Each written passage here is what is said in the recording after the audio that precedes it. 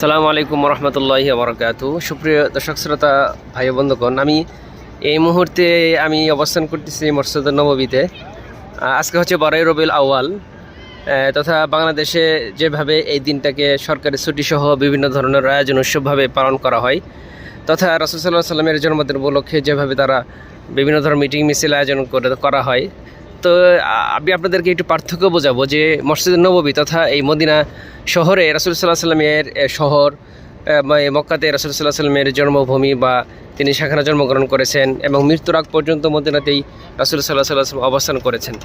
তো এখানে রাসূল সাল্লাল্লাহু আলাইহি সাল্লামের জন্মদিন উপলক্ষে কীভাবে তারা এটাকে পালন করা হয়, দেখেন স্বাভাবিকভাবে কোনো ধরনের আলাদাভাবে যে একটা আয়োজন করা, আলাদাভাবে যে সেখানে মানুষের ইবাদত বন্দেগী করা, মানুষের সমাগম হওয়া, মানুষের ভিড় হওয়া, বিভিন্ন ধরনের মজমা, বিভিন্ন ধরনের অনুষ্ঠান, হালাকা বা যেটাই বলেন না কেন, যে নামে আপনি এটাকে নামকরণ করেন না কেন, কোনো কিছু কিন্তু এখানে করা হয় না। স্বাভাবিকভাবেই অন্য অন্য দিনের মতো যেভাবে দিনগুলো পালন করা হয় ঠিক একইভাবে এই দিনটাই পালন করা হয়। মানুষের মাঝে কোনো ধরনের আলাদা যে একটা মানুষের চাহিদা সেটা কিন্তু নাই, সরকারের পক্ষ থেকেও নাই, সাধারণ মানুষের পক্ষ থেকেও নাই। তো আমার প্রশ্ন হচ্ছে সেটা যে রাসূল সাল্লাল্লাহু আলাইহি সাল্লাম যে শহরে থাকলেন মৃত্যুর আগ পর্যন্ত, সেখানে রাসূল সাল্লাল্লাহু আলাইহি সাল্লামের বংশধররা এখন পর্যন্ত অবস্থান করছেন। রাসূল সাল্লাল্লাহু আলাইহি সাল্লামের বংশধররা এখন পর্যন্ত জীবিত আছেন, সাহাবীদের বংশধররা, সাহাবীদের উত্তরসূরিরা তারা এখানে এই পর্যন্ত মদিনা শহরে বা মদিনাতে তারা অবস্থান করছেন বা এখনও জীবিত রয়েছেন। তারা সেটাকে নিয়ে কোনো ধরনের আলাদাভাবে যে একটা আয়োজন উৎসব তারা এটা করে থাকে না। কিন্তু আমাদের তথাকথিত রাসূল সাল্লাল্লাহু আলাইহি সাল্লামের ভালোবাসার নামে তথা বছরে একদিন ভালোবাসা প্রকাশ করা হয়, সেখানে তারা অন্যান্য ধর্ম অবলম্বী যারা সেই দিনকে পালন করে জন্মদিন উপলক্ষে, এটা হচ্ছে একটা খ্রিস্টানীয় একটা কালচার। যেভাবে খ্রিস্টানরা ঈসা নবীর জন্মদিন তারা পালন করে থাকে, সেখান থেকে তারা মানুষ আবেগে তারা এটাকে নিয়ে রাসূল সাল্লাল্লাহু আলাইহি সাল্লামের জন্মদিন পালন করা হয়।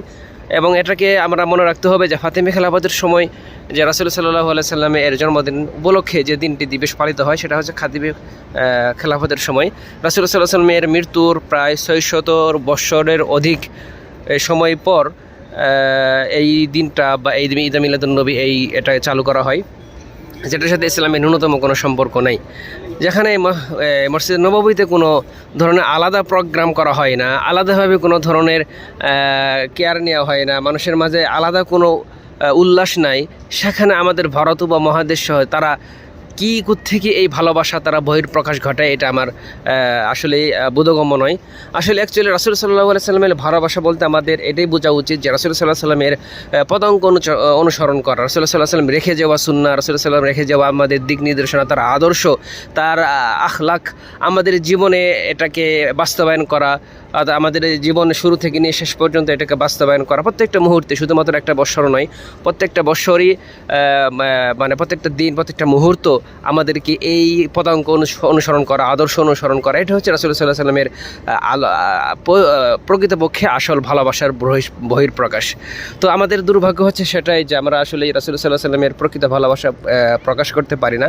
আমরা আবেগের জাতি, শুধুমাত্র আবেগ দিয়ে আমরা এটাকে বিচার বিশ্লেষণ করে থাকি। অ্যাকচুয়ালি যেটা আমাদের কোরআন হাদিস সম্মত যে বিষয়গুলো না, সেটা আমাদের আবেগের উপরে আমরা আবেগটাকে প্রাধান্য দিয়ে আমরা এটাকে পালন করে থাকি। এটা আসলে আমাদের জন্য দুর্ভাগ্যজনক। তো রাসূল সাল্লাল্লাহু আলাইহি সাল্লামের যদি ভালোবাসা আমাদেরকে প্রকাশ করতে হয়, সবথেকে উত্তম মাধ্যম হচ্ছে যে সোমবারের দিন রাসূল সাল্লাল্লাহু আলাইহি সাল্লাম যে তার জন্মদিন উপলক্ষে বা তথা তার পৃথিবীতে আগমন উপলক্ষে তিনি যেটাকে সুক্রিয়াতান, যেটাকে তিনি ইবাদত বা যেটা সুন্নত তিনি পালন করেছেন, সেটা হচ্ছে সোমবারের দিন সিয়াম রাখা।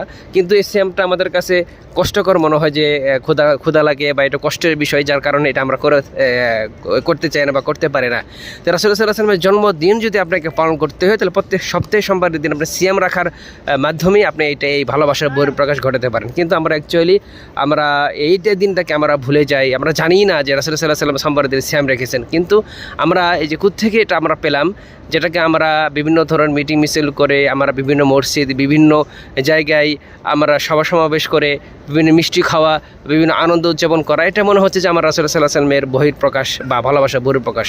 আসলে রাসূল সাল্লাল্লাহু আলাইহি সাল্লামের ভালোবাসাটা এতটা সহজ নয় বা এত তাড়াতাড়ি যে রাসূল সাল্লাল্লাহু আলাইহি সাল্লামের ভালোবাসা আমরা একদিন পালন করবো আর পরের বছর রাসূল সাল্লাল্লাহু আলাইহি সাল্লামের সাথে কোনো ধরনের সম্পর্ক নাই, তার আদর্শের সাথে সম্পর্ক নাই, এটা আসলেই ইসলামের তথা রাসূলুল্লাহ সাল্লাল্লাহু আলাইহি ওয়াসাল্লামের ভালোবাসার কখনোই বহিঃপ্রকাশ ঘটতে পারে না।